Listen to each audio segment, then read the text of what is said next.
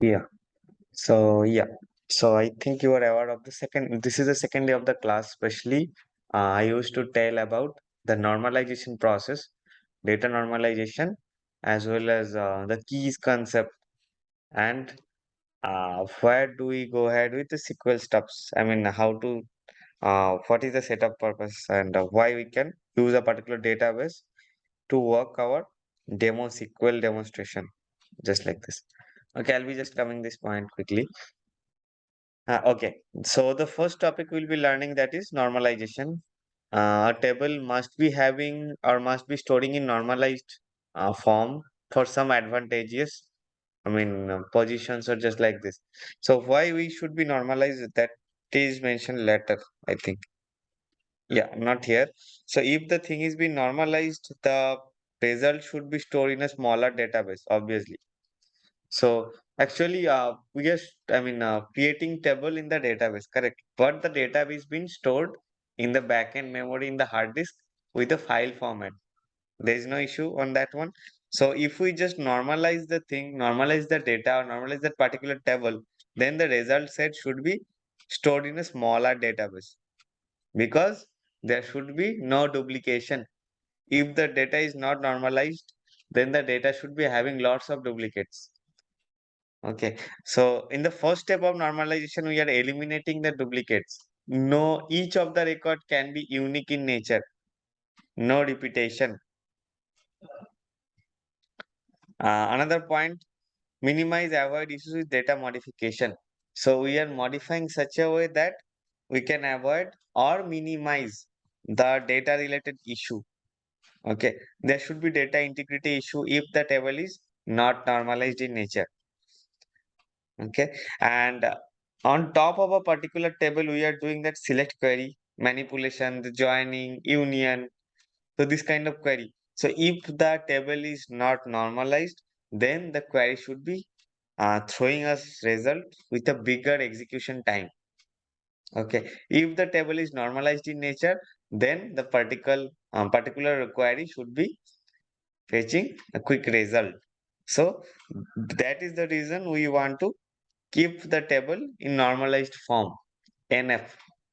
So we will be learning first normal form, second normal form over here. So till second normal form, it's sufficient for us to learn how a table can be normalized from a denormalized one.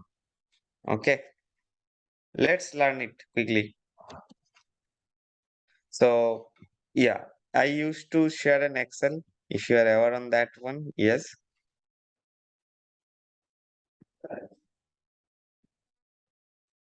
Okay, so over here you can see in the Excel, the data is not normal form. This is the first table. Forget about the right hand side tables. Just this is the first table having student ID, student names, course ID, course fee. Only this relational database is there. I mean, the table is present over here. Okay. In that particular table, we can see this particular row and this particular row and the below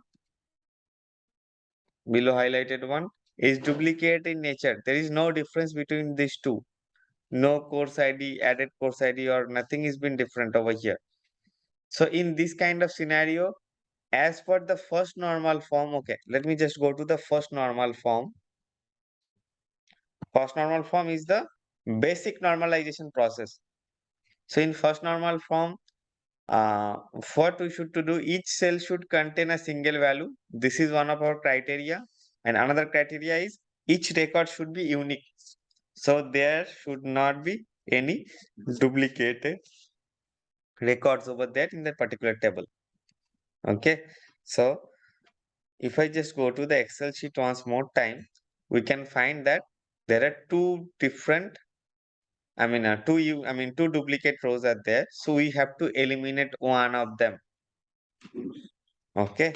So if we just eliminate this thing, we have to delete it. Okay. So this is our first step. I have deleted it. And the second step, a particular cell, a particular field. Okay. So it's row number 2, column number 3. The elements are there is multiple element in a single cell. Okay, so that cannot be possible over here.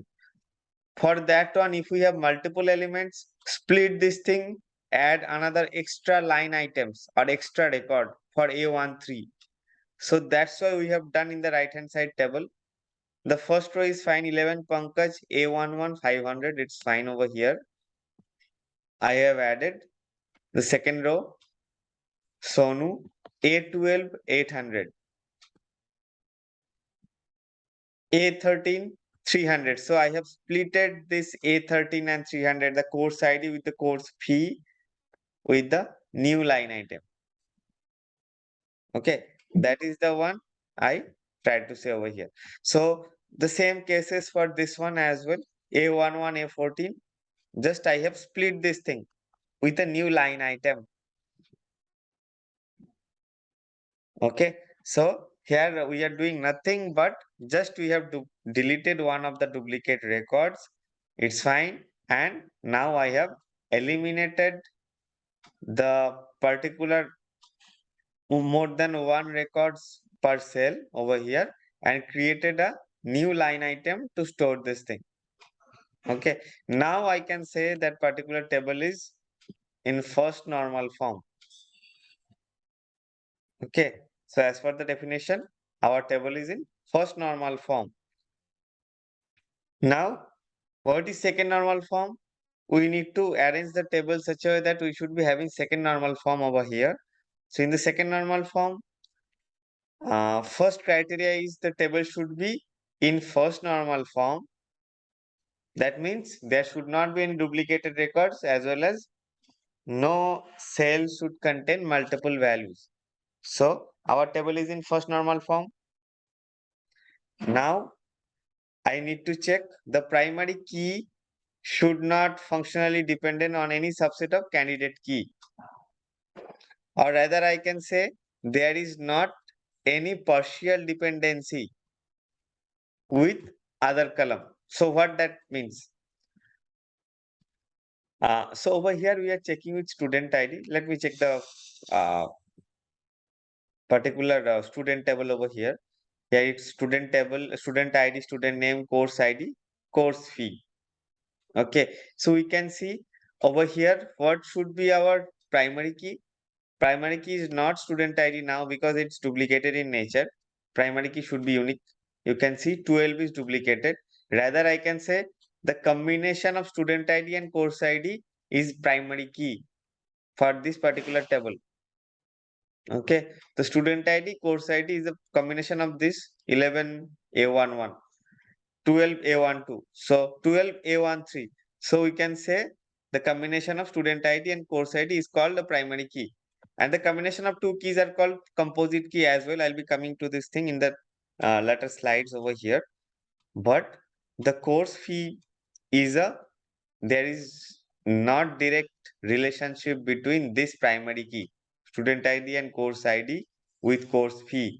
Rather, I can say course fee is fully dependent on course ID.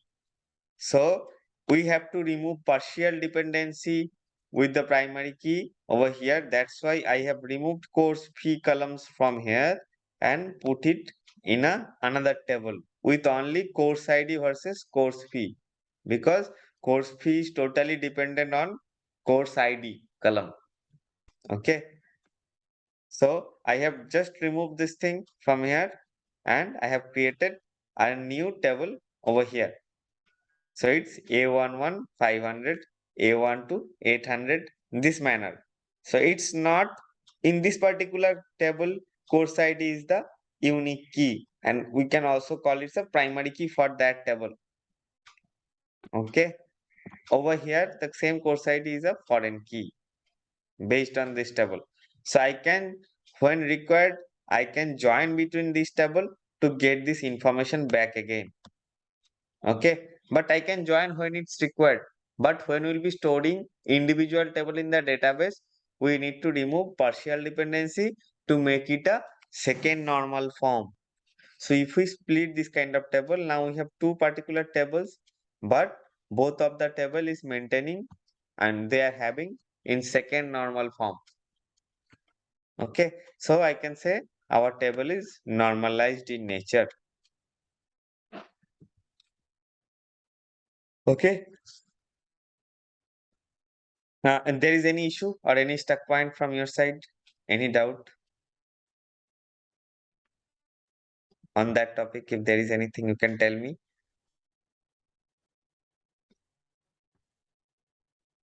Okay, hopefully no.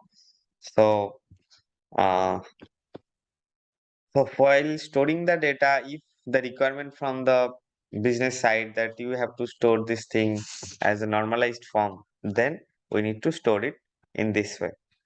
But when I mean when particular for analytics purpose, or maybe yeah, especially for analytics purpose, when we need to build the particular charts and graphs on a particular tables or database, then we need to join between all those things and make it a single one. When that is done, because I mean we need to generate graphs, charts on top of the entire data set, then the data should not be normalized in nature. We need to join between these two, and we can face the course fee as well over here. Okay, because while doing the charts, while preparing the charts and graphs, we need to bring all the data. So that is why uh, actually for OLAP analysis again, I mean when will be OLAP, I think you are already aware that I mean we have learned what is OLTP, what is OLAP data during the business intelligence classes. So OLTP is the transactional data what we are receiving from the source system, and OLEP after creating the data mart and data warehousing part, when we are going ahead with the particular charts and graphs preparation, before that we need to bring all the data together by joining. So I need to join between these two table based on course ID, and I can fetch the course fee over here as well. So before doing the charts and graphs, we need to fetch all the things in a single data set.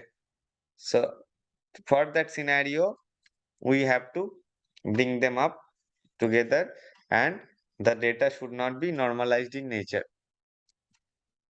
Okay, just this is the concept.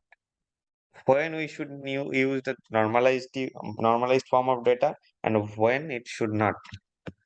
Okay, now what is the next topic?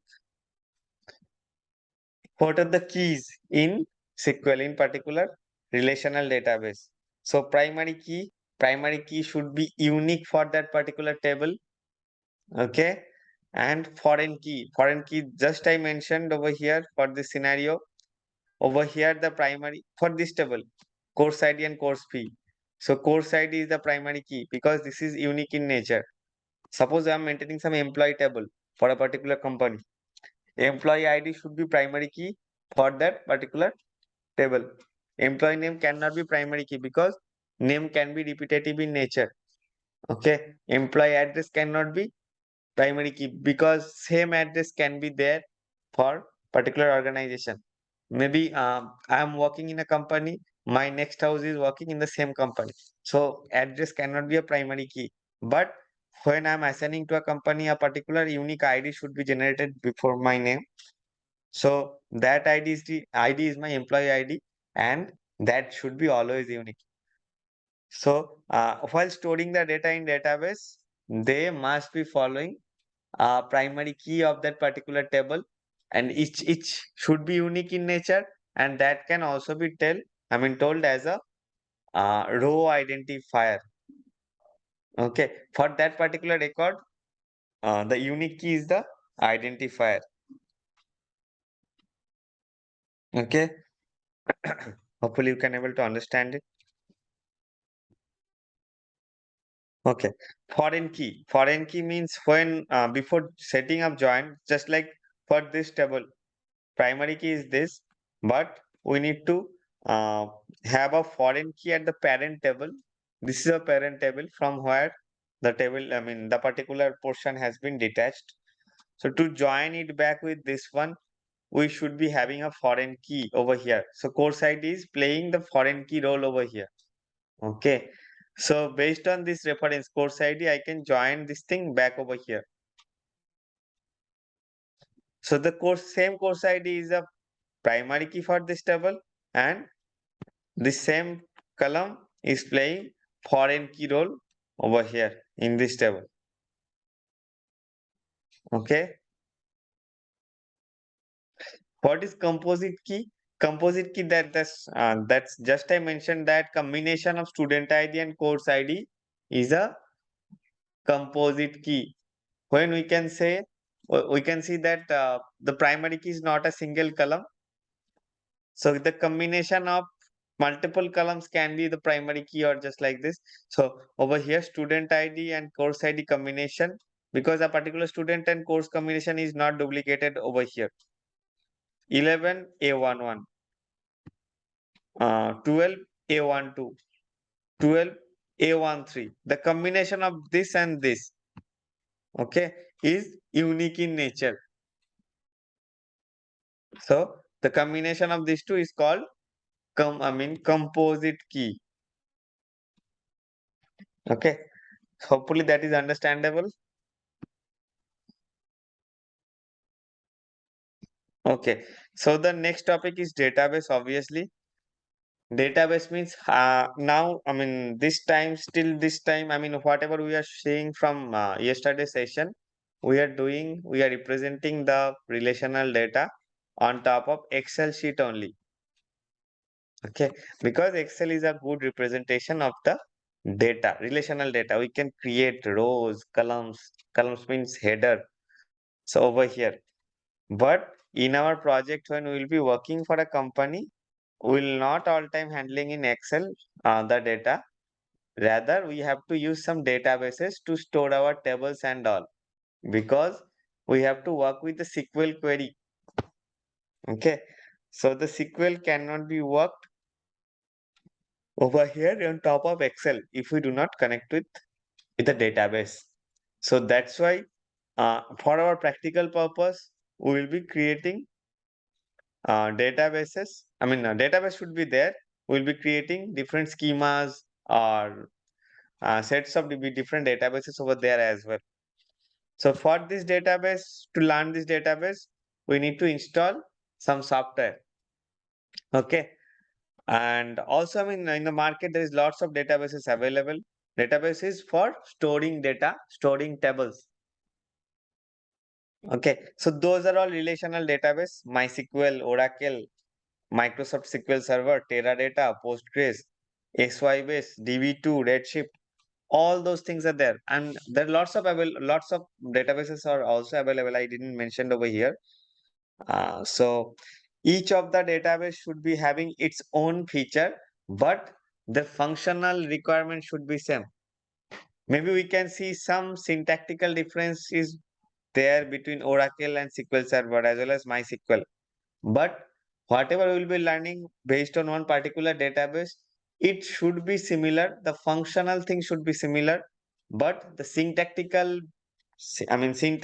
can be a bit different between some of the database, but it should not be a big deal. Okay, if you learn the functional thing for a database or the query or how to search for query syntaxes and all, then it should not be any issue for other database as well. But each of the database, it's having its own feature. Nowadays the new database are getting launched.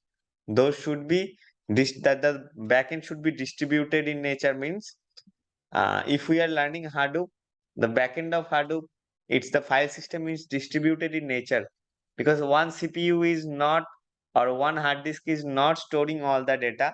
Rather, there are multiple executor.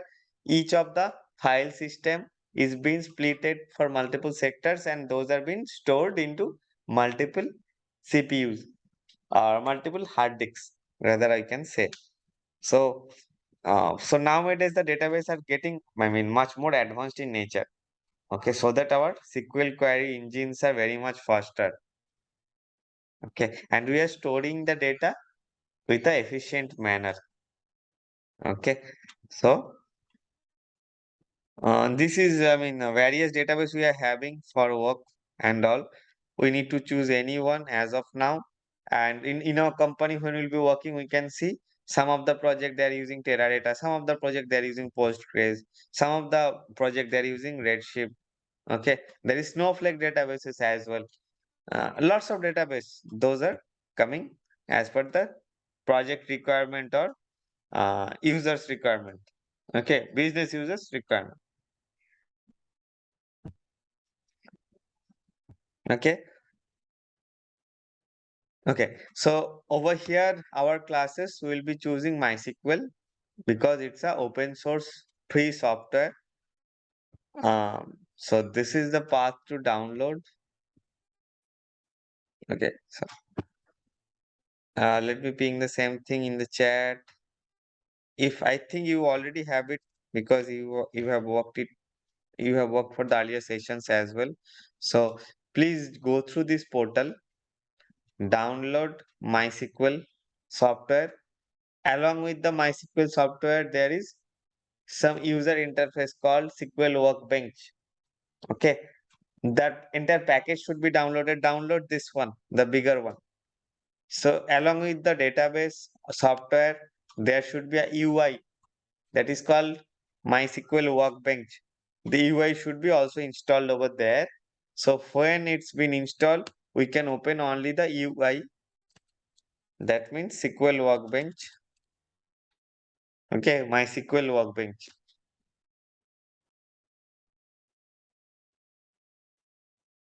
I have already installed it. So just install at your side. After installing, you need to configure the entire database. Okay. And after configuration means there should be a password and a root user. Root user should be the default user. It should be providing you for the first time when you will be installing it. They will be mentioning that the default user should be root. Just you need to agree. Nothing to reject over that point. And this is your local host means it is our server. In if you are working in a particular company, it should not be local host because you are working in your particular desktop over there in your office, but the database is host in particular server. Nowadays it can be a cloud server as well. Okay, so it should be just like the particular server name colon the particular port name for MySQL server. The default ports is 3306 for that server. Okay, so we need to mention the same way when we'll be working from a company. It should be always hosted in a particular server. We need to mention this server. We need to mention the port name there. Particular username or particular service account should be there. And for that service account, the password should be mentioned over here. The same kind of things should be in my local. That's why I have installed it. And password should be seeking at the first time of installation and configuration part. So when you set your password, each day when you'll be logging, you just have to give the password or you can just click on there, save password in Vault. Anything, then password should be saved. But you can give this thing in each time as well. Okay. Yeah, we have already done this thing in earlier days.